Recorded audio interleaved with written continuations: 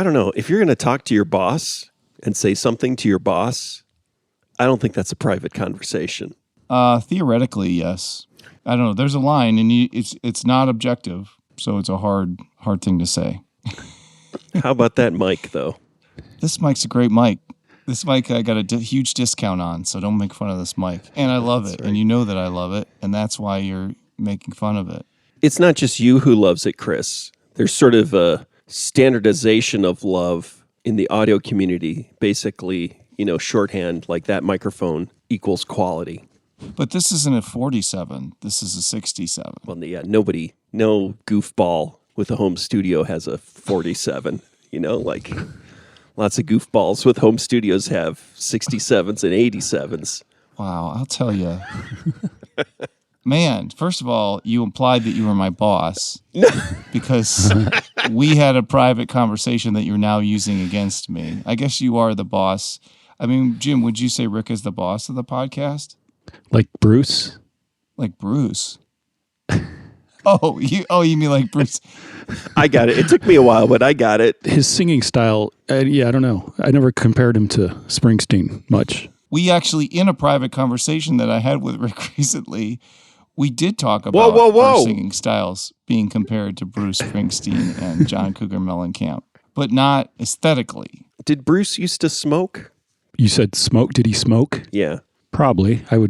I don't know. Now he's like super fit though. So like he just maintains, like, what do you think he does to get that voice without smoking? Westerberg used to scream, right? He fostered that rasp by screaming. Now he smoked too. Right. But I think but you scream. I mean, I scream. We all scream. Jim's kind of a silky smooth backup guy when it comes to vocals. He'll do like a very warm and enjoyable talking kind of vocal underneath, or he will just do a sort of mid-range singing, but it's always very pleasant. It's only happened like maybe twice, I think. Well, and like, one of the songs, and I think I did sing on the very first time I recorded with, I was dragged in. You were like, come on. Everybody was like, come in here. We did those covers. We recorded 4 covers, and I have no idea. I can't remember what, but we all sang backups on a track on something. Yeah, I've got the master tape, but downstairs I could look. 4 gags is what Steve dubbed them.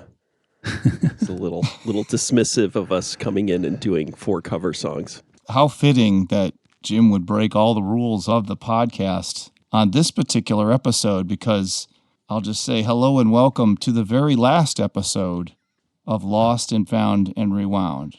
I'm Chris Lost. I'm Found Jim. And I'm Rick Rewound. On our last episode, A Special Promise, Hereditary versus Exorcist 3. Can I interrupt, Chris? I think you're using this word last incorrectly. So what you should say is previous episode. Previous. And then also, I already remember you saying all this like maybe a year ago about our last episode. You use that word. I don't think you know what it means. Look, I'll say I've been very melodramatic about the end of this podcast. I think there's been maybe 4 or 5 episodes that are allegedly the last. Time is just artificial, It's just, these are different streams. Last of this time stream, I don't know. It's like the last Kiss tour. How many of those have there been? That's what I'm saying. We are a lot like Kiss. Except there's only 3 of us, and we don't put on copious amounts of makeup.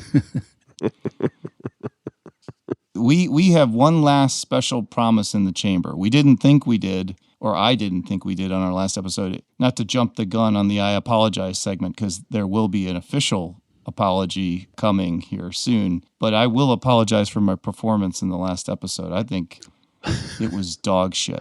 I'll just grade it real quickly right now. It was flat. I was drinking for 2 straight weeks over the holiday break, and I came into that episode.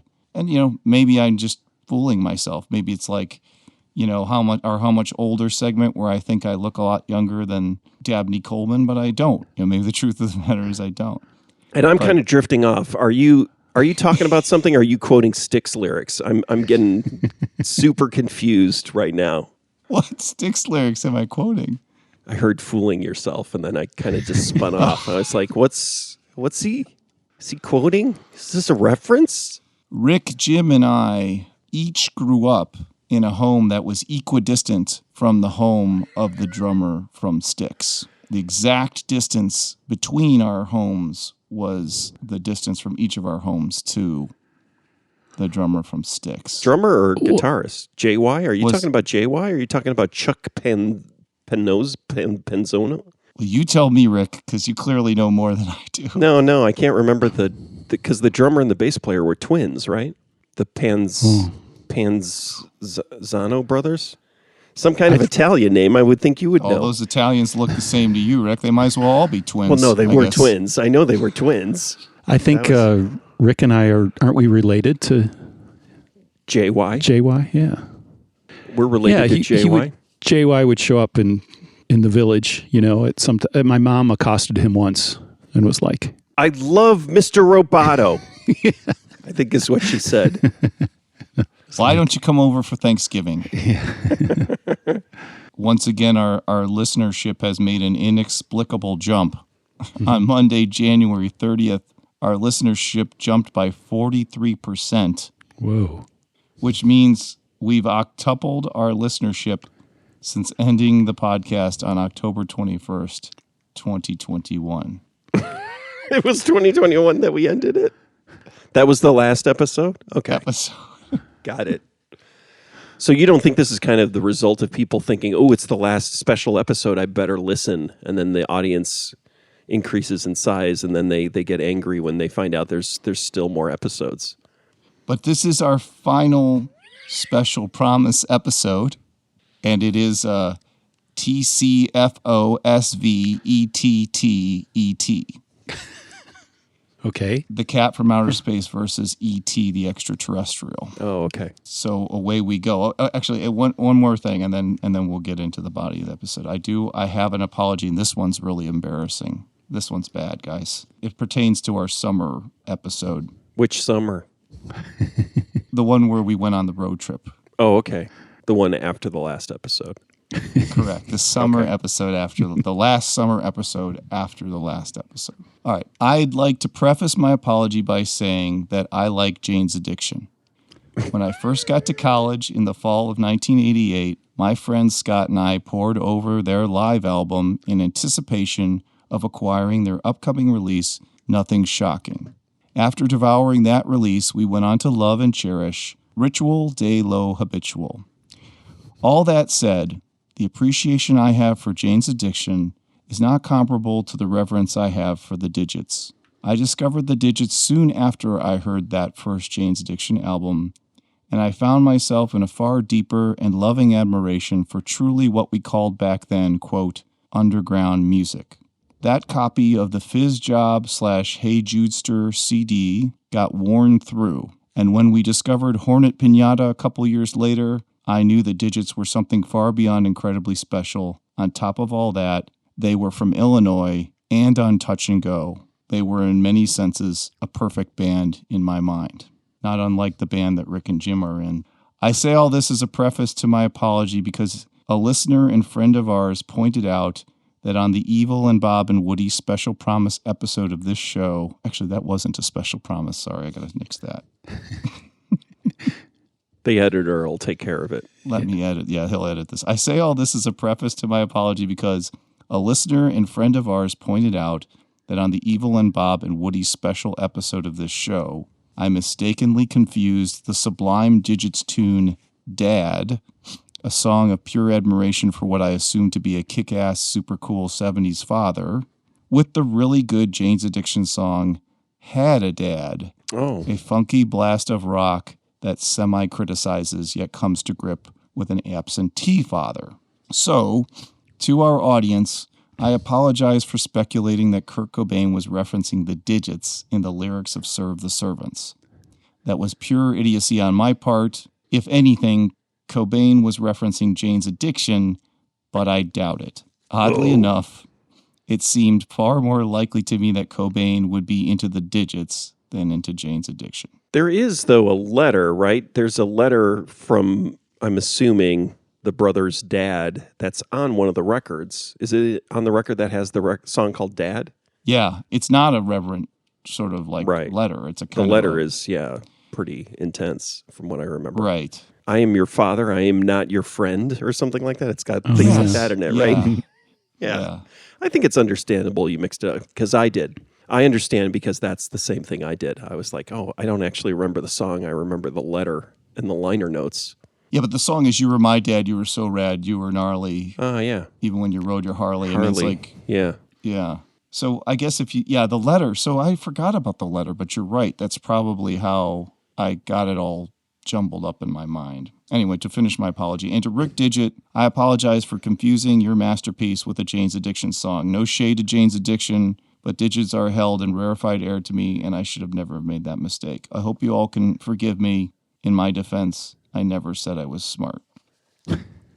And then I just want to finish this segment by saying that Steven Spielberg owes Ted Key an apology. Is Ted Key the writer of... Who's Ted Key? The director. The director. I thought it was the writer. Tokar.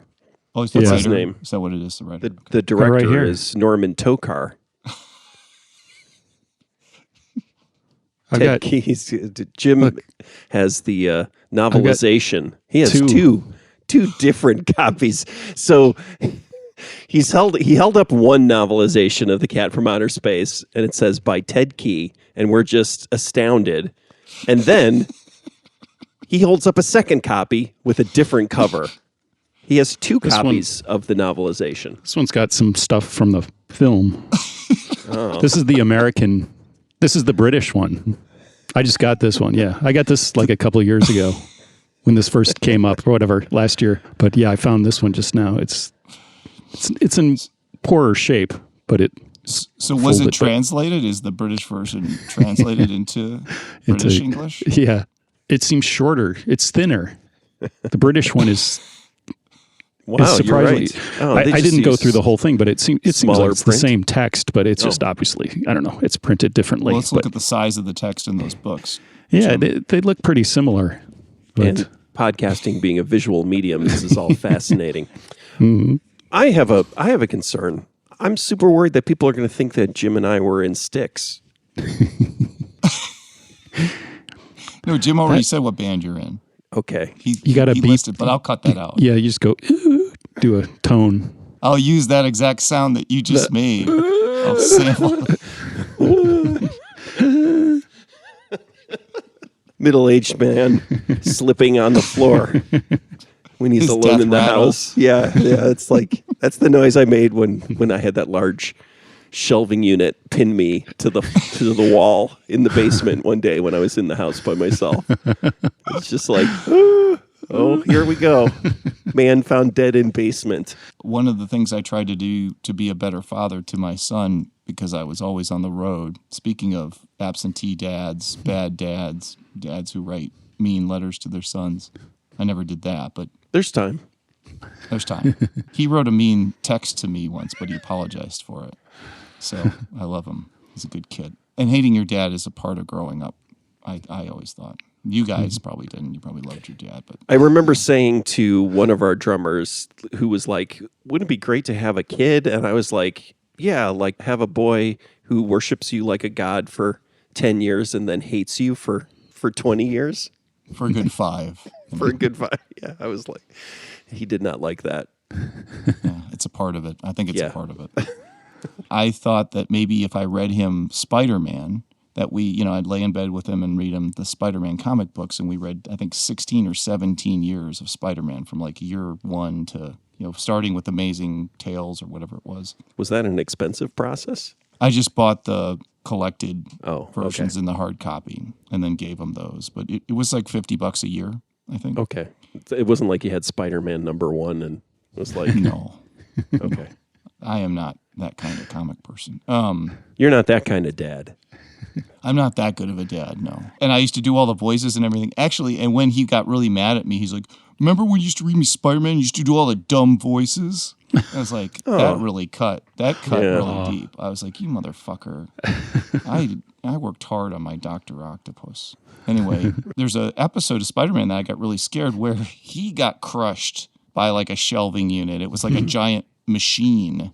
And he had to, by sheer strength and will, get himself out of that. So when you describe, it was a weird, huge yellow machine. So when you describe this incident where you were pinned, not to laugh, but when you were pinned in your basement with no help in sight, I picture you like a young Peter Parker having that moment. And like that's essentially what he does. He's just like, I got to do this or I'm going to die, basically. And he gets the huge thing off of him. So how did it go for you, Rick? Was it the same?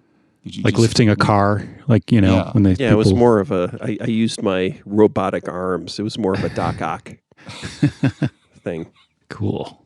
I can't remember what I did. It wasn't like, it was just, I kind of got stuck. And then I just kind of brute forced my way out of it. Wiggled? Did you wiggle? Wiggle. I wiggled. No, that doesn't sound very macho. I did not wiggle. There was no wiggling involved.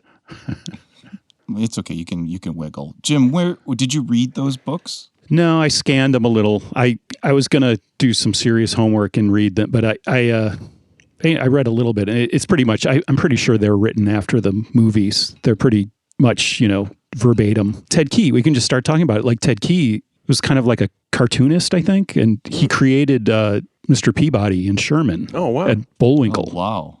So that explains maybe Hans Conried being in. It's just Hans Conried was one of 100 character actors available for work one week. Which one? He was in Bullwinkle, or he was Snidely Whiplash. Snidely Whiplash. Okay. Wow. Yeah, he the writer of The Cat from Outer Space, Ted Key, created Mr. Peabody and Sherman and Hazel, the maid, the TV show which was like based on, it was like strip, right? He did a cartoon or something. Wow. The TV show is based on his cartoon. Yeah. Norman Tokar, whose name I recognize, and I thought he was a big time director, but he directed like lots of episodes of Leave It to Beaver. When I saw his name too, I was like, oh, he's like a big. I've heard of him, and he's like a TV guy, right? Yeah, I think, and he directed the Apple Dumpling Gang also. So he was the go-to Disney director for all the 70s movies we watched. And this film played like a TV show. In fact, was it a TV movie? Because I couldn't find box office. I couldn't get box office numbers on it. We saw it in the theater. Yeah. I believe this is the movie our mother said, actually, as an example of the awful movie she had to watch with us at the LaGrange Theater on Saturday morning matinees. She said, I had to sit through The Cat from Outer Space. I think she actually name-checked this movie as an example of how bad the movies were that a mom in the 70s had to sit through with her children because they weren't on TV. Right. Go to the LaGrange Theater a Saturday afternoon and watch The Cat from Outer Space. How did she feel about E.T. the Extraterrestrial? I believe we went with her, Jim and myself.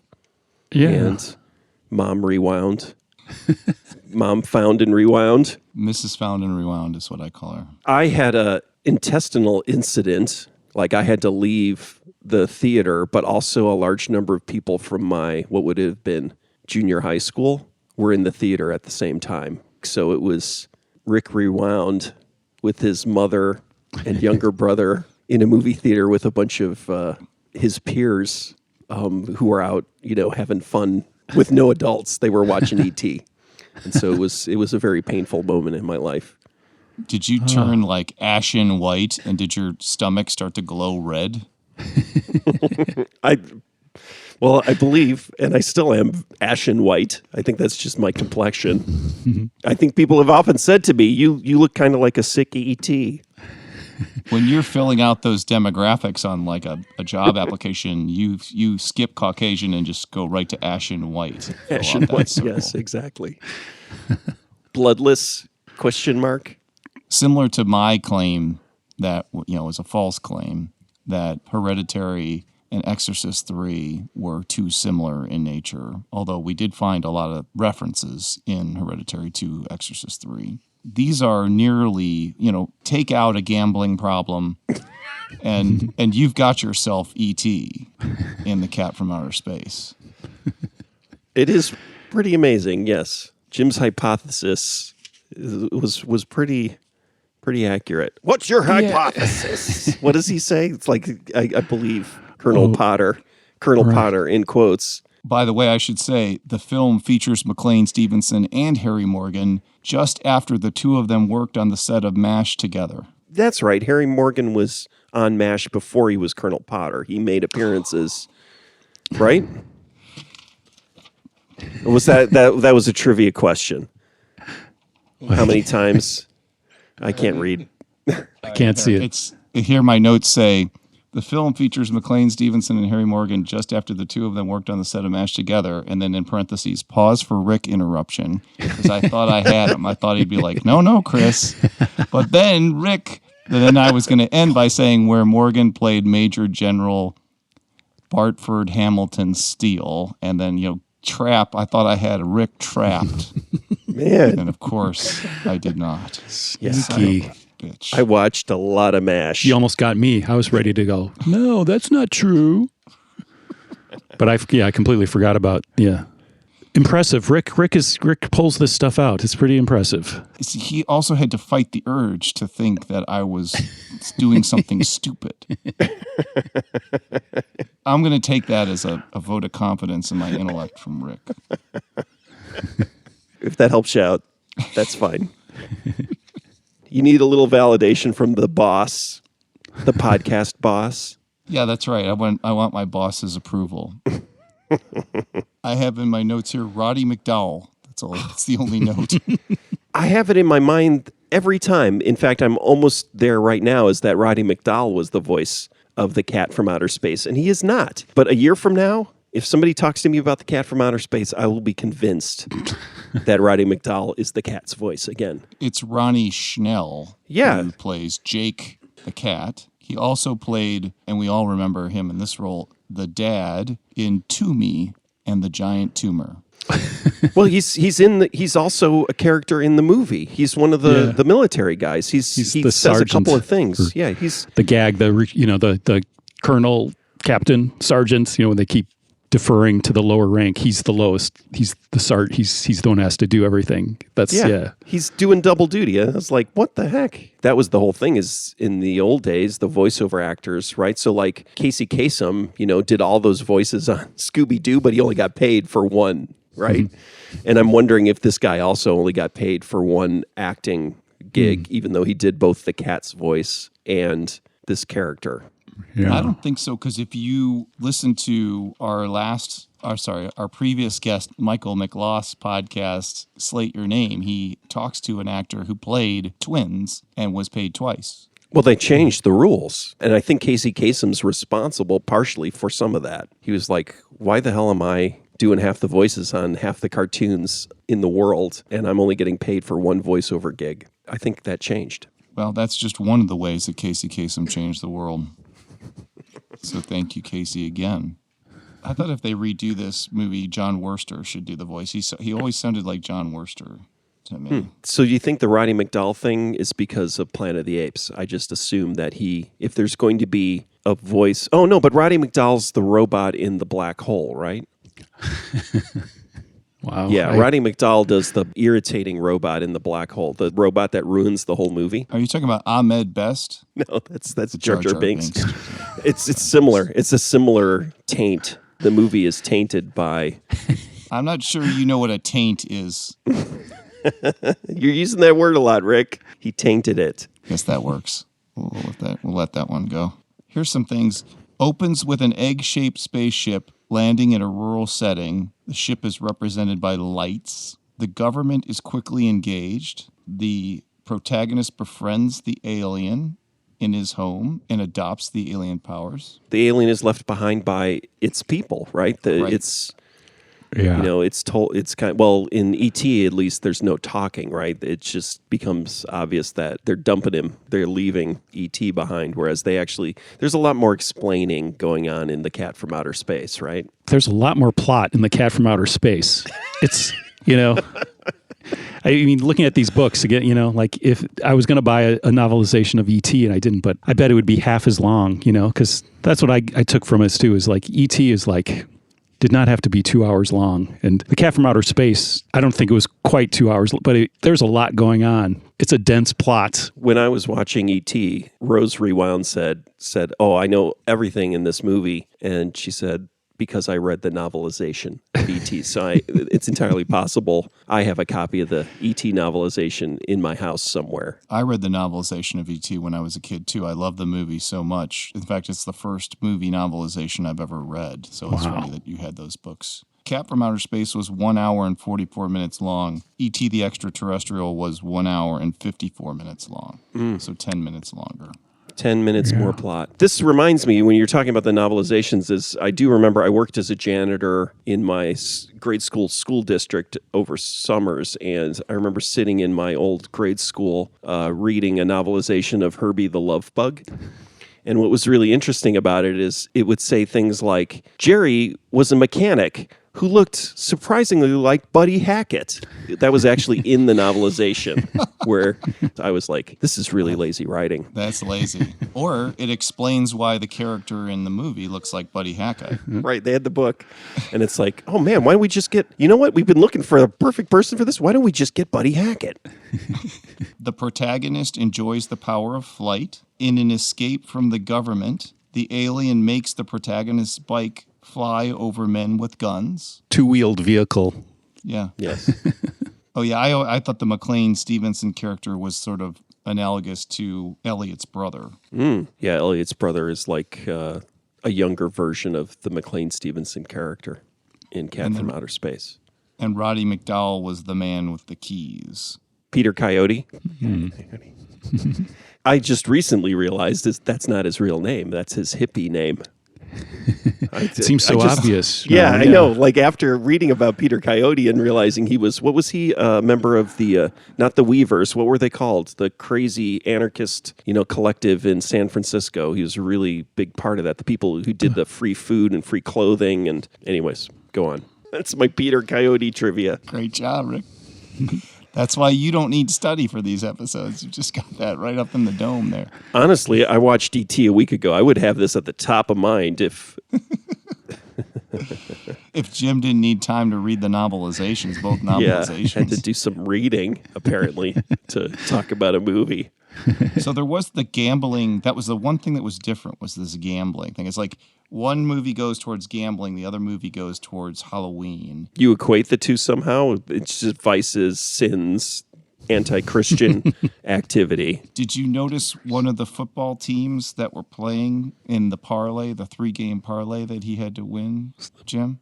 The Bears. And then the Oilers. Oilers, of course. And the Oilers won the game. So it's interesting. For me, whenever sports are mentioned or a sports team is mentioned, all I hear is static. It just kind of goes like...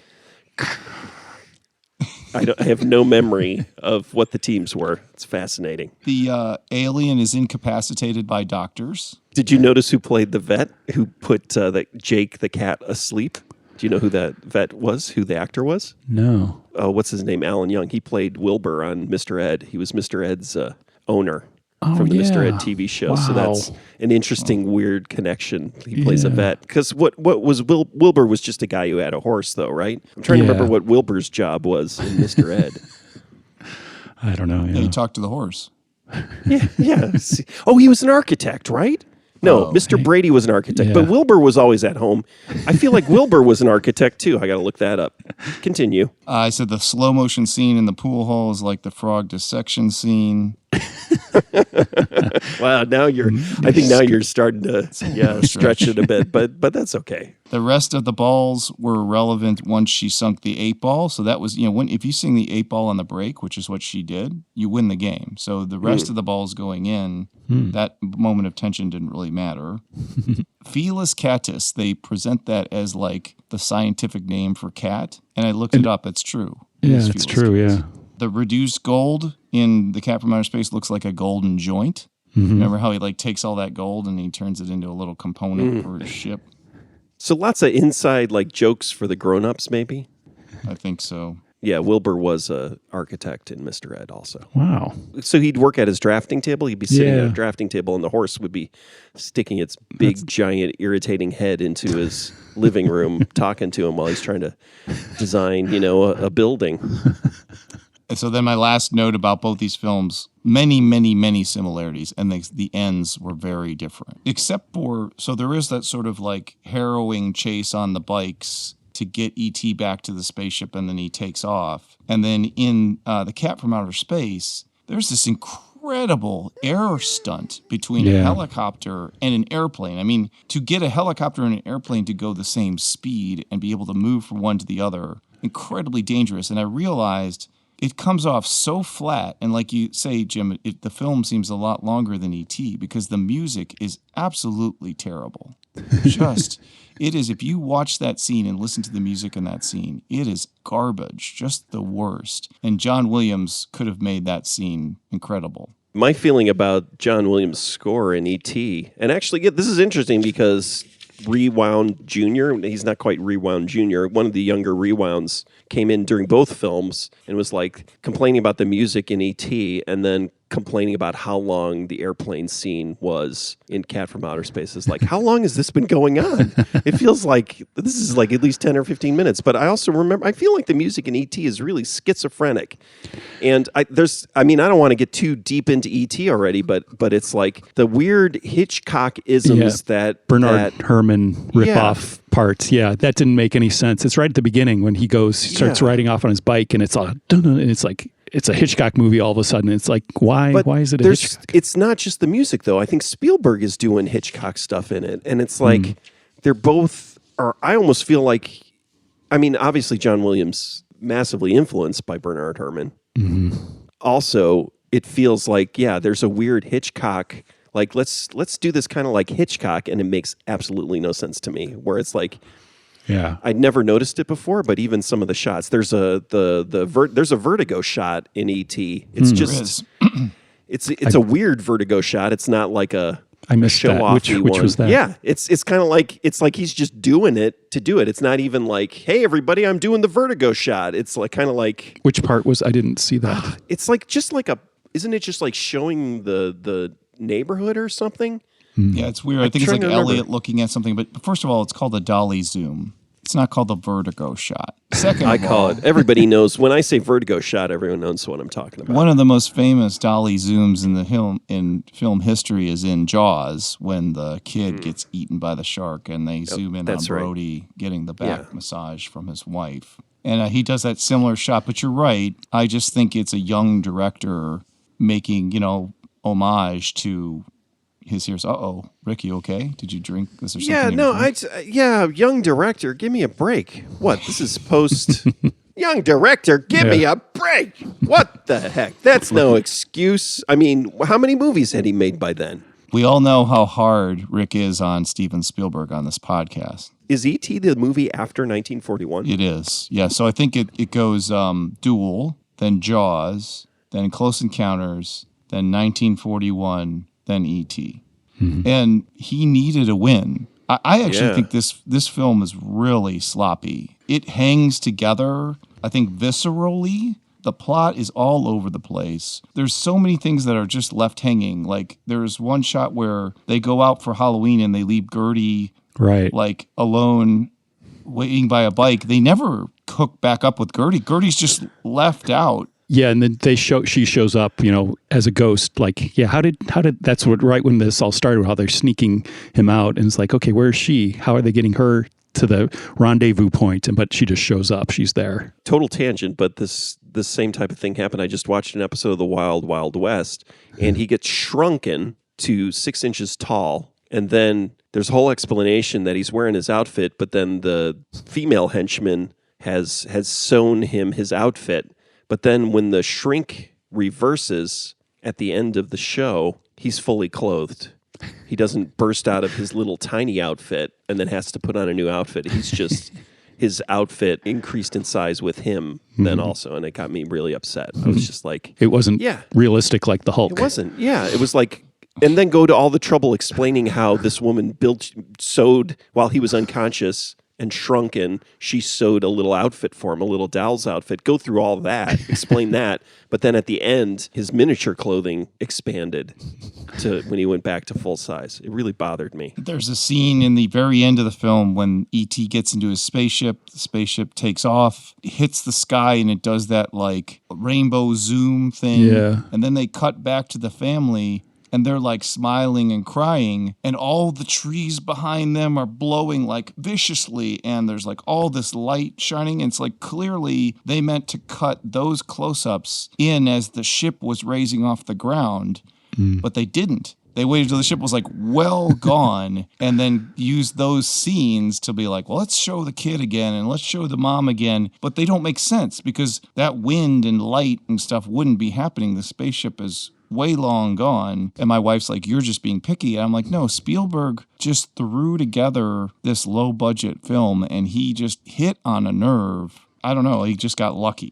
The budget of this film was $10.5 million and it made $793 million. Yeah, it's the creature, E.T., is like so lame. You know, and apparently they fixed it. I mean, that's the thing, is it was worse. So it's been tweaked over the years. That's amazing if that's fixed, because he's done a little bit of Lucasing on the film. I know that. It was even worse. Because I think I remember thinking that as a kid, like I was 13, I think, when I saw this, and I don't think I liked this movie at all. I don't know. I mean, I was kind of bought into it, I think, but it didn't affect me really. I haven't seen it since the one time I saw it in the theater, and I think I remember kind of being confused by, or just how lame E.T. seemed. Like I get it, kind of like the eyes, the big eyes and everything, they're going for that, but it just, the whole design of it never flew with me. It was like, this is so lame.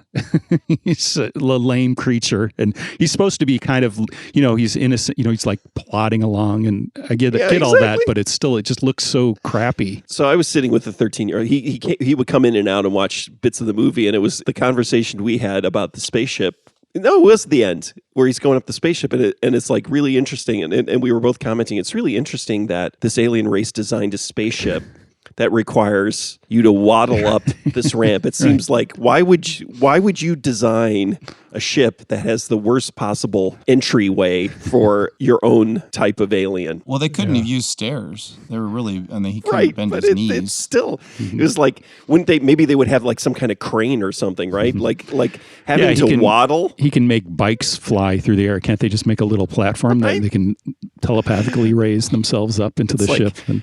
Oh, no. We can't, safety reasons, we can't levitate you into the ship. You've got to waddle for about 15 minutes like a beached whale to get into the ship. That's like a design problem. You can travel light years, but you still haven't figured out how to build an entryway to your own spaceship. And they should have just made a suit. It's like, then it would just be, it's just a guy in a rubber suit, but this is just a jerky mechanical armature. Oh. No, there was a guy in a suit. Was there sometime? Okay, there at some points, but some of that stuff is just jerky, mechanical. There was some really weird multiple blinking that went on with his eyes, and then there was mechanical blinking. Now that you say that they fixed it, they must have added the blinking. Yeah, that makes sense. Yeah. And also, the blue screen bicycles was atrocious. Yeah. I mean, like, you could barely see the bicycles, particularly the tires. I mean, we talk about Industrial Light and Magic, and I watch all these specials and stuff. The flying bicycles, and they show that scene as like this is one of the amazing scenes. It looks terrible. Yeah, it's nice. You know what I'd say? It's Cat from Outer Space quality.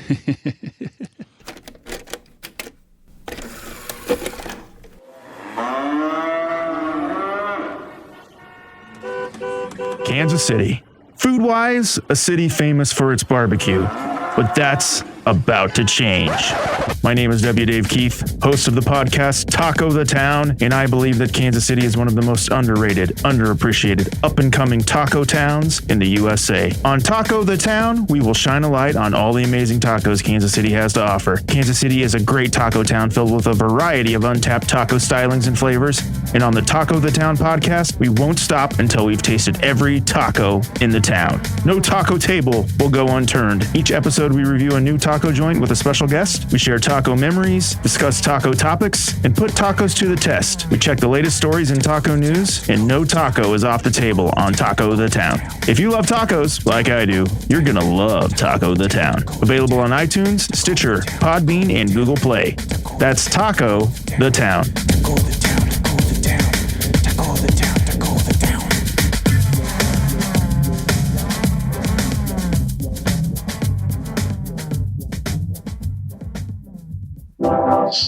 And All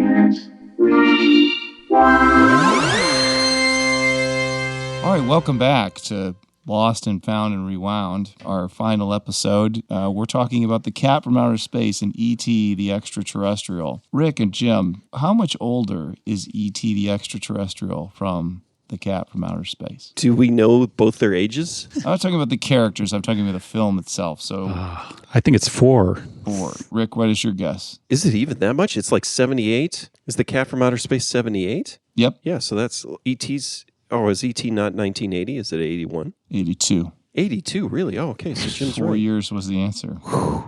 Yeah, so I was in high school. I was already in high school when I... Yeah, I was 13 when I saw it. Yeah, so I was already jaded. It was like, I'm not buying into this. This ET bullshit. It caught me at the right age. I Yeah. loved it. Absolutely loved it. Cried and everything. It was when I sort of was at my peak. At your most vulnerable. Yeah, I think Raiders was right after this.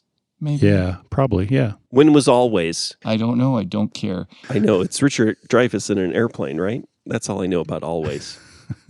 I don't like Richard Dreyfuss either, so I don't know that you've got. So Richard I'm not a Dreyfuss is Spielberg great. fan, not a Dreyfuss fan. What don't you like about Richard Dreyfuss? Richard Dreyfuss, if you watch the documentaries on Jaws, he's like always like he kind of convicts himself. He's like always talking about how he's complaining about how bad the movie's going to be and how dumb his role is and how it's like, yeah, it was a great movie. Like all of your instincts, if they had followed them, would have been wrong. He kind of is saying that. I found that annoying. How much older is Harry Morgan in The Cat from Outer Space than I am today? I'm 52 years old. Oh, man. How many years older was Harry Morgan in The Cat from Outer Space? Harry Morgan was in the black and white Dragnets, but later. No, he was in the color Dragnets. He wasn't in the black and white Dragnets. But Harry Morgan is like a thug in a film noir. I can't remember what film noir Harry Morgan's in. So that means at least like late 40s, early 50s. What was the question? I'm 52 years old. Okay. How old is Harry In Morgan? 1978, how old was Harry Morgan? I'm going to say 60. So you think he was 8 years older than me, Jim? Yeah, I'm going to agree with Jim. He was 11 years older. He was 63 years old. 63. So I was going to say 64. Which is not off. I mean, I think in 11 years I will have white hair or no hair and will be old and grumpy and hopefully in as good a shape as Harry Morgan. He looks in pretty good shape. You'll be doing that show after Lost and Found and Rewound, trying to recapture the glory of your previous podcast. Right. Yeah. Yeah, I forget what Harry Morgan's story was there. In Aftermash? Yeah, Klinger married someone who was Korean. I think Harry Morgan went back to his wife. Yeah, I don't think I ever watched Aftermash. How much younger was McLean Stevenson in the film The Cat from Outer Space than me? I am 52 years old. Oh, McLean. How much younger was McLean Stevenson? Man, beer and cigarettes, really, it aged people. Gambling, too. Don't forget gambling. Degenerate gamblers. Up all night, playing cards and then rolling onto the set with zero sleep. Jim, your guess, how much younger is McLean Stevenson than I am at 52? I'd say 3 years. 3 years. And Rick, your guess? I'll say 5. 5 years. He is 1 year younger than me. He is Okay. 51. Okay, that's okay. I'm okay with that. All right. The last is Sorrel Book. Sorrel? Book. Is it Sorrel or Sorrel? Sorrel Book. I always say You Sorrel, say but Sorrel actually sounds probably better. Who was also in what movie that we watched? Boss Hogg. Now, my question was he the judge in the one with the bags, the movie you love so much? The one with the bags. What's Up, Doc? What's up, Doc? No, he was not the judge, but he was in What's Up, Doc. He was the hotel detective. Use your charm. Charm. And then he trips the woman. That's Sorrel Book. How much younger was Sorrel or Sorrel? I don't know how to say it. Book in The Cat from Outer Space than I am today.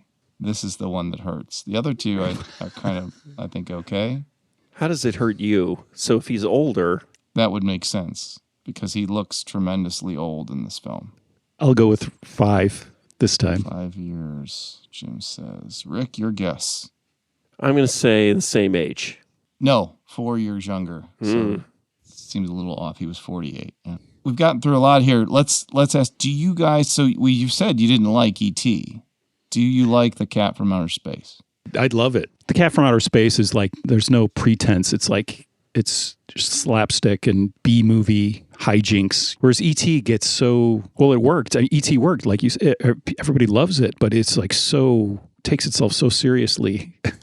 By the end, it's so overwrought but it's a kid's movie. I mean, both are kids' movies. But what you said, Jim, what you said about the plot being like E.T. being like really thin, that's what I noticed is like it's a super linear. And it goes on forever. Yeah, a children's storybook. It like it's so simple in terms of narrative. Whereas The Cat from Outer Space, regardless, it keeps going. Yeah, The Cat from Outer Space. I'd watched it, a couple of years when I first realized, when I was like, oh, this is like E.T. I hadn't seen it since I was a kid, and I watched it again, and then I watched it again for this, like a year, 2 years later, and I'd forgotten already. It's like it keeps going and going, and then there's not just there's two bad guys. It's deeper, That's It's right. like it's got the same kind of anti-government, That's the thing I don't like about ET2 is the anti-science and anti-government. I can kind of understand, it's kind of true, you should be wary of the government and stuff and science, but it can be damaging, but it's so, I don't want to say moronic, but it's just kind of like very simple and just a simple message. It's like, you're killing him, like when at the end and they're screaming, it's like Elliot is smart enough to know that they're trying to help him, they're not killing E.T. They're probably not helping that much, but he's already dying. And well, Elliot is feeling that fear. I think Elliot is just vocalizing because they're connected. They've imprinted. Yeah. The thing about, The Cat from Outer Space is it's kind of got the same thing. It's like the government, they're kind of after him, but they're not as, E.T., it turns a corner, it's like, it's kind of, they're not that bad. It's like they're this ominous group. Peter Coyote at the end seems, Peter Coyote says, like, E.T. came to me when I was a kid. Right. And I'm like, where the fuck is this coming from? Like, so E.T. visited you? Like, he doesn't recognize you. That was a weird twist. In the Cat from Outer Space, it seems more nuanced a bit. It's like the plot, it gets way more complex because there's a third party. The best part of the movie, I think, it's like Mr. Olympus, Yeah. It's like the real bad guy, it's like the government, or they're just kind of plot, it's the military. They're just like blundering in and just stomping around, they don't really, they're just trying to protect the country and they're just doing whatever. Whereas Mr. Olympus is the true evil. I'd completely forgotten about that part of the movie. And that just was like, it's hilarious. It's just like, he's such a great character. And that could have been a whole movie with Mr. Olympus. That could have been a spin-off movie. Yeah, totally. The only difference between these two films, I think they're incredibly similar, is this criminal element, whether it be gambling or Mr. Olympus. Other than that, it's the same. I know you posited the theory almost in jest, Jim, but do you now believe that E.T. was plagiarized from The Cat from Outer Space? And then are you filing a court case on behalf of Ted Key against Steven Spielberg? I have to say, I kind of stepped back from it after, like you on the last episode, like with Exorcist 3. Not totally, but watching E.T. again, like it seems like definitely Steven Spielberg was kind of revisiting his own, Close Encounters. Like he was like making Close Encounters for kids. There's definitely parallels to that, just with the ship, just simple visual things. Well, the blinds effects, like the light coming through the blinds. That's totally the stark, bright lights cutting through the Venetian blinds. My wife and I recognize that the two things that really make Spielberg films incredibly powerful are the lighting direction. And I don't know if that's a cinematography thing. I couldn't find like lighting director for the film. Like I couldn't find a credit for it. Yeah, usually the cinematographer, right? Or the director of photography is, because what's his name? Does all the Coen Brothers films. Cinematographer. It sounded like you guys were saying cinematographer. I was like thinking of cinnamon. Roger Deakins is all about lighting. He's always talking about lighting. Your homework assignment, Rick, is to dig up, is that the cinematographer's job? Or is there, I mean, I know there's probably a lighting person on the crew, but who's directing and like framing all of those scenes? Yeah, like, it's usually the cinematographer. John Allen Davio did The Color Purple, Empire of the Sun also. was like Spielberg's go-to guy. Who's the electrician, the head electrician? Best boy is the assistant to the whoever. Right. What's that? It's the guy who sets up. He's in charge of setting up all the lights, and he's the head electrician guy. And the best boy is the assistant to what's that term? It's like one of those main. The vision for lighting comes from the cinematographer, and that the. But I think those guys who set up the lights, whoever is the head, they work with the cinematographer. They definitely know about lighting, and sometimes those guys have a lot of input, I think, too. So he'll say, I want a pin light here, I want a spot here, like he'll lay it out for them almost like an engineer. And yeah. And a lot of the cinematographers know about all that stuff too, and they know, and they're like, I want this, and they know how to tell those guys, and it kind of goes both ways, I think. So, Rick, do you like The Cat from Outer Space? Yeah, it's okay, but I don't think it's a great movie. I love seeing all the actors. Like it is again another film where it's just character actors on top of character actors. And then on top of it, it's like once they go into the gambling area, it's kind of like you're already packed full of people in the science side of things and the military side of things. And then all of a sudden they go to the gambling hall and it's like, oh my God, there's that guy and that guy and that guy. It's chock full of, and then the guy who plays Olympus. What was his name? He was in Mr. William Olympus. Prince. I wrote it down. Yeah, he was in something. I was trying to figure out where I recognized him from, and he's I think he plays a similar character in Network, but not as well. He doesn't have a goatee. So I love it for that reason, and I love the nostalgia of it. I kept forgetting who was in it, and like when Ken Berry showed up, I'm like, oh yeah, of course, Ken Berry's, it's like you don't even see him. And then like Sandy Duncan disappears like for the whole middle of the movie and shows up again. It's just kind of like, how many of them are just showing up for a couple days work? Like I could almost see like a spreadsheet, but it would have been on paper at the time, right? Where it's like, how can we maximize so we only pay like Harry Morgan for 2 days of work? And then also get Hans Conried in here, and these people have like 1 or 2 days on set, and then they disappear from the movie for a while, and then they come back. It's kind of like the end of an era. The actors, but also the stunts, the crazy end. That's the most incredible thing. There's a lot of like studio stuff, and then there's scenes of the real actors like outside in a parking lot, whatever, hanging from fake helicopters, and which work great. But then there's the real shots of with the stunt people doing that stuff. There's one scene with the biplane. The pilot was under a tarp. He's like hiding. There's something was happening, and at one point the pilot looks over. He looks over to his right or left. Like I think the way it looks like he can't see out of the plane, or he's flying the plane without looking. He's basically crouched in the open the biplane with a tarp over his head. And at some point he just reacts or turns his head, and it's like, oh, there's a guy there. That's the guy. That's the pilot. He's like crouched down, and whoever's pretending to be Ken Berry is up doing whatever. Yeah. Oh. It was very intense. Dangerous. It's just very, dangerous, like real. Well, gauges is the right answer, right? He had to keep the plane at a certain height and a certain speed, so he probably just focused on the gauges. Yeah, it's an incredibly dangerous stunt, though. A helicopter and a plane were not meant to fly at the same speed. They just aren't built that way. Yeah. Helicopters don't necessarily fly forward very well. They fly up and down better than they fly forward. And right. I don't know. I don't know how they did it. There clearly were scenes where there were 2 aircraft in the air flying with for people real, hanging off of them. People trying to jump from one to the other. I mean, it's just insane. And the other part of like saying it's kind of the end of an era is also the animal rights, kind of like there's definitely, I think the cats were drugged in certain scenes, or the animal, they're like parts where, well, there's a whole part where Jake is just, it's all, they're joking. Oh, is he sleep? They're in the bar at the pool hall, and he's like, he's sleeping? Yeah, he's sleeping, and he's just, it's the cat. He's not, they just gave him some kind of sedative. He's just completely knocked out. They're carrying him around for those scenes. And then Sandy Duncan's cat, I think in the helicopter scenes, there's somewhere that, and the cat is just like laying there. It's kind of, eyes are kind of half open, and it's like, it's the real cat, and it's just like completely, it's kind of awake, but it's obviously knocked out. And then they freeze that poor Doberman. Right. It's different times. Last question. Well, it actually was the changing of an era, right? 1978 to 1982 is 4 years difference, and there clearly is a tonal shift in the way a children's film is made. Yeah, with the gambling, that is definitely the crazy thing about Cat from Outer Space. All the illegal gambling is like, it's just kind of tongue in cheek, and it's just. But there is the alcohol in E.T. still, and the divorce, and the mom, and the affair. that's going on that caused the divorce. They take out some very adult things like gambling and gangsters, and they add in some very adult sort of topics. It's like divorce and infidelity, and makes the government more ominous and less slapstick. It clearly kind of turned a corner because kids' films, I don't know, they didn't go back to looking so cheap and so hammy after E.T. You've obviously never seen the Spy Kids franchise. Oh, I have seen a couple of those. They're terrible.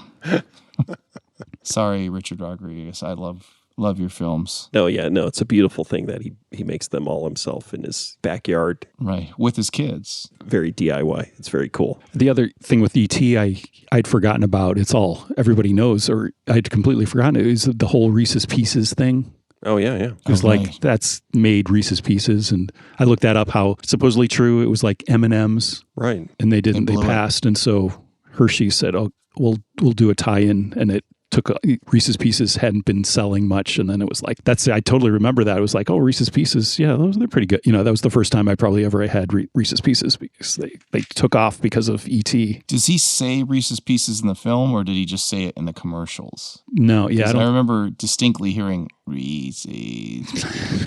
I think there was an ad. Yeah. There might have been an ad with that voice. Yeah, when we were it sounds kids. like they didn't pay money. It was product placement, but it was like we'll do marketing deals. It's like you use Reese's Pieces in the movies, and then we can use E.T. in our ads. We haven't talked about Melissa Matheson, who wrote the script. Right. Harrison Ford's ex-wife. She wrote The Black Stallion. Yeah. She also wrote Kundun. She's in the movie too. Oh, is she? I think she's like the school nurse or something. And shout out to Dee Wallace, who I think was great in the film. I just saw her playing a part in the Paul T. Goldman, Jason Wolner series. I don't know if you guys are watching that on Peacock. It's fascinating. It's a docu-series that includes a dramatic filming of his life. It's a very hard to explain concept, but it's really funny. And it has real people, it has actors, and they all kind of mixes together into like a documentary on this guy's life, a documentary of them filming the film of his life, and the film that they're making, all kind of blended together into one comedy docuseries. It's great. And Dee Wallace plays his psychic in the show. I'm thinking about The Black Stallion and how amazing that movie is, but also how you write a script for a movie like that. And then I'm starting to think of comparing that to E.T. And then also The Black Stallion, it's a simple plot also. Every time I see that movie, it's amazing. Yeah. Because the Black Stallion gets stranded and away from his people, and then it befriends a young boy. And Oh my the Black gosh. Stallion jumps really high across this sort of ravine. Yeah. Maybe the Cat from Outer Space is ripped off from the Black Stallion. What year? The Black Stallion, though, is like around the same time as the Cat from Outer Space. 79? Yeah, I bet it's that's what I 79. feel like. It sounds right. So maybe it was just in the air, this anti-government sort of aliens as a metaphor for what's the alien? What are these aliens? What is this cat and this strange monster, flippered monster? What are they? What do they represent in late 70s, early 80s culture? Innocence. Innocence. I don't know. The subject of a Neil Diamond song. I think it's too coincidental. I think it was an accident. I think she saw this Cat from Outer Space and then went home and wrote E.T., not making the correlation, but there's just way too many similarities. Here's a hot seat question for you as we wrap up here. We'll start with Rick. What's the better movie, objectively, E.T. or The Cat from Outer Space? Relatively speaking, like if I was to judge E.T. against even other Spielberg films, I find it not so great, and there are irritating things about it. The weird Hitchcockisms, the visuals, and the music. The Hitchcockisms and the Hermanisms are all really strange to me and off-putting. But watching The Cat from Outer Space, it's like watching a TV. It's like watching a TV movie, right? It's like watching a Rockford Files episode or something. It feels it could be a TV crew. It doesn't have that extra layer of what makes a movie a movie. Or the difference between an A and a B movie, right? I think The Cat from Outer Space is great, but it is a 70s era Disney live action film. They're all great and nostalgic and I love them, but it's kind of like kids who love iCarly or something, right? Like a TV show that has all these layers and stuff and they're nostalgic about it and they love it. But if you look at it objectively, it's not that good. It's a TV show, right? And so The Cat from Outer Space is a live action Disney kids film. It's like all shot in wides and all the depth is like washed out of it because it's all really well lit. Yeah. It doesn't have that sort of artistry to it. But I don't know. I waffle because, like Jim's original point, I think the storytelling in The Cat from Outer Space and the way it's edited, even though it's a little long, is far better than E.T. E.T. is just a bunch of, again, I watched it again, like this is just a visceral collection of scenes. And if you watch Raiders of the Lost Ark, it's the same thing. It's the same issues, same editing. It's just like, just edit it to be fun and evoke a response. Don't worry about whether or not it hangs together plot-wise. People will just enjoy the ride. It's more of an amusement park ride than it is a film. Mm-hmm. For some reason, I'm going to the Nutty Professor, the Jerry Lewis Nutty Professor, right? And that has that brightly lit, cardboardy, almost TV-looking cinematography, and yet it elevates. Like, I watched that film. I haven't watched it in a long time, but it felt like it was pushing up against all of the ickiness of it and moving beyond with the slapstick and all the weird thematic stuff that's going on. It elevates beyond its container, its cardboard box, right? Whereas I feel like Cat from Outer Space is great, but it's not like I need to watch like the Apple Dumpling Gang, right? And see if the Apple Dumpling Gang, like there's got to be a movie from that Disney movie from that era that maybe it's Freaky Friday. One of those films has got to go beyond, or maybe it's Escape from Witch Mountain. Who knows? You know, it's like they're all those films, but it's like, do any of them go beyond what they are, which is kind of a B kids movie, Saturday, Sunday matinee film. Herbie the Love Bug. I don't think any of them do. I think they're all about the same. I love The Cat from Outer Space. I don't like E.T., but if I had bypassed all of my pretentious cinema, snobbery, if I had to watch both of them in a vacuum, I would say, oh no, yeah, E.T.'s, that's a more professional film. There's more things to focus in on. Like Cat from Outer Space, I think multiple viewings, there's really not much to observe. Whereas I feel like E.T., there's a lot of depth to the film. But Jim, what is your answer? Objectively. Actually, I have a question. Also, so I want to know if what's Francois Truffaut's opinion? What was his opinion of both films? And then that's what I want to know. Like if Francois Truffaut, like you find some writing where he says The Cat from Outer Space is amazing, then I could probably be convinced. And then saying E.T. is shit, I'd be like, oh, okay. He makes a point. Like that would be somebody who would be able to distill why The Cat from Outer Space, or maybe it's Jim. Jim will distill why The Cat from Outer Space is a better French film. New Wave stuff was sort of done in wides with a lot of well lit. That's the thing. Scenes. Yeah. So I mean, so Cat from Outer Space is more of a French New Wave film, whereas E.T. is more of a Hitchcockian, like a British thriller. Jim, your answer to the question? I think Cat from Outer Space. It seems a little like I haven't seen. I was thinking about those other movies too, like Escape from Witch Mountain and all that. And it seems like there was a lot more going on than I remembered. And the plot, like how many, like going back to it wasn't that complex, but it was just, there's a lot going on and it kept going. And I think it was definitely entertaining for a kid. It's like as a kid's movie, it's definitely like babysitting, I guess. These movies are just like kind of surface level entertainment, but had no pretense, I guess, going back to that. Like, whereas E.T. was like definitely, I found, overwrought. And like you said, it's definitely it's a real movie, even though it has definite faults and cracks, and it delivers. It's very visceral, and Cat from Outer Space is like a cartoon. They're very different movies. I just enjoyed Cat from Outer Space, but I can't be objective, I guess. I think if you put them on a scale, both films, it would be equally weighted. I think that like different they reasons, each have positives and negatives, just to the point to where like, and I think you're kind of proving the point. Like I was trying to think about it. I'm like, they're very different in style. They're very similar in plot. And I think that they have maybe an equal amount of strengths and weaknesses to them. And I kind of had the same experience where like I enjoyed both films to a certain degree, and then I felt like they were a little long at some point. But of course, notoriously, I think films are too long. This film was traumatizing for my wife. In fact, we should have had her talk about it. My wife and Michael McLost were both severely traumatized by E.T. They were very scared of E.T. and were constantly afraid E.T. would come in the room and, kill them.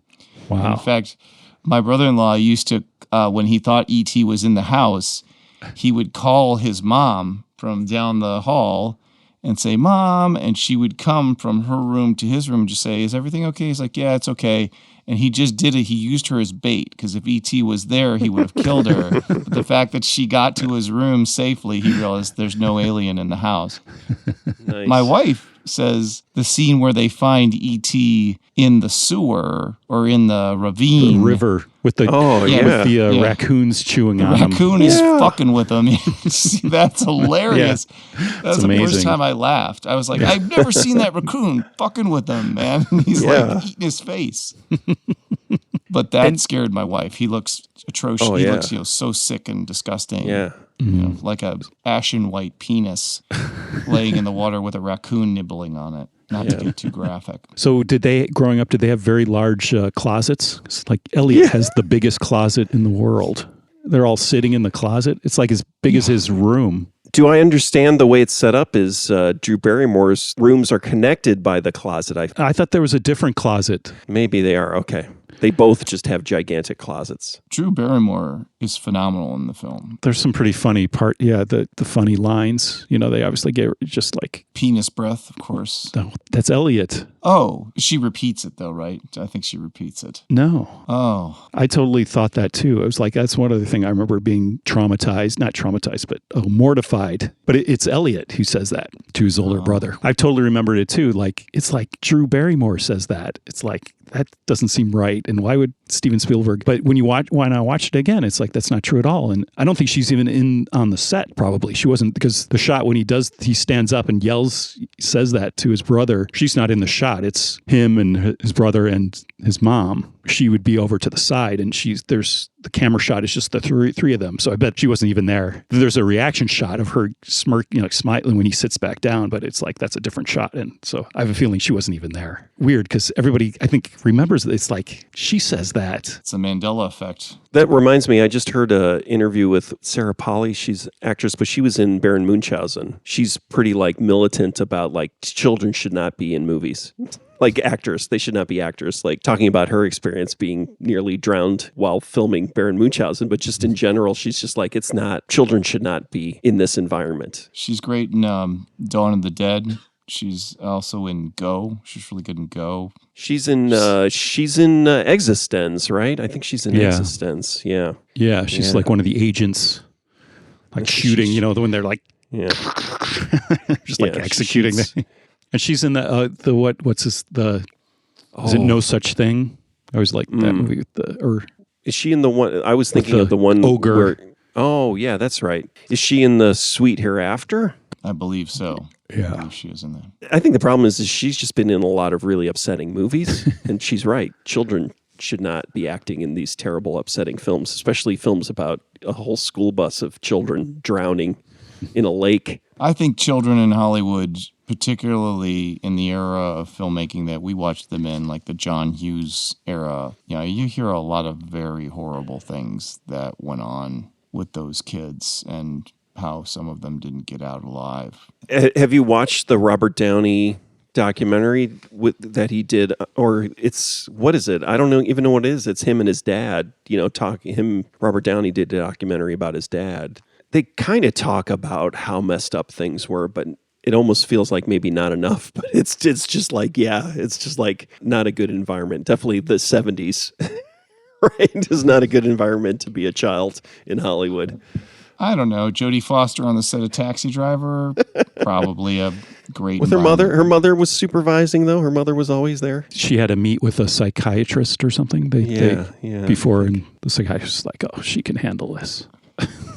There's the Friedkin story about meeting Linda Blair. Yeah, and he's like, he asked her something about masturbation. Do you know what masturbation is? And she describes it to him, and I forget that there's some anecdote there that you're just like, I don't know, man. This all doesn't sound straight. This isn't right. All right. Well, gentlemen, On that note, wow, that got really dark really fast. I just want to give a shout out to McLean Stevenson. I live in his hometown. So McLean Stevenson shares a surname with Adlai Stevenson. He was a member of the Stevenson family in the Bloomington Normal area. And then also, I believe, the McLean family, which is the name of the county. So he's one of the superstars from Bloomington Normal. McLean Stevenson went to the same grade school and high school my kids go to. Nice. Maybe your kids will grow up to be on a hit TV show, then quit that show, and then be on a show. Hello, Larry. Hello, Larry. That was basically a punching bag for Johnny Carson and other comedians for a good 3 or 4 years. That's all I really remember about Hello, Larry. I thought his daughters were cute. I watched Hello, Larry every week. I enjoyed it. I'd like to do a shout out for a previous guest, Rose Rewound. She's got a book out called Play Like a Man. Everyone should go buy it, read it. She also has an album, a new re-release of one of the first LPs that her band released is out in double album format. Was that Styx 1 or 2? It's Paradise. It's called Paradise Theater. And the first disc is Paradise and second disc is Theater. That was back when Ian Burgess and Steve Albini worked with Styx. So check that out. Maybe this is a bullshit story, but I thought you all recorded one of your legendary albums around the time that Styx was recording at the same time. Do I have that right? Yeah. So we were in the oldest studio. It was like a suite or a complex of studios. And so we were in the old studio, which was the great studio, the 70s studio, the studio that like Love Roller Coaster had been recorded in. But by the 1980s, it was considered out of date. And so it could be rented by punk rock engineers and bands on the weekends to make a record. But then the big brand new studio Styx was in. And there was the story about how the assistant engineer on our session came in and was describing what was going on in the Styx session. And it was like, they've got 24 microphones on the drums. You can't even see them anymore. It was the thing. It was astounding. Sort of peak studio production. So what you're saying is it runs in the family, right? So you'd all kind of grown up and now you're big time recording artists all at the same time recording together. Just down the hall from one another. That's amazing. When you got together at like the reunion, did you all talk about the coincidence? Yeah, I don't think the Styx guys know us. You could probably get them to open for you if you were to do a tour. I'm a purist man. Styx isn't Styx without Dennis DeYoung. And oddly enough, to kind of loop this all around, is I once actually was walking down the street after a large outdoor show in Champaign, Urbana, Illinois. Actually Steve Albini was there, and Rick Digit sang a pitch-perfect rendition of Come Sail Away as we were walking down the street. He has a very, very good voice on the level of Dennis DeYoung. Rick was busking, or no? It was after an outdoor show, and we were all kind of walking after the show, and we're kind of in a clump of people. And Rick Digit really showed off his pipes. It was amazing. He can sing "Come Sail Away," or he could at that time. He could compete with Dennis DeYoung. Honestly, this is not a joke. I mean, I'm saying he's a very good singer. He is a great singer. You had said that there's some sort of theater in his background, and you can tell he's a master performer and also with a tremendous amount of integrity. I mean, I don't know how you put it, but he applied all of that skill to my favorite kind of music. Had a Dad, that song, that famous Digit song. No, wait a minute. Dad. Let's not do that again.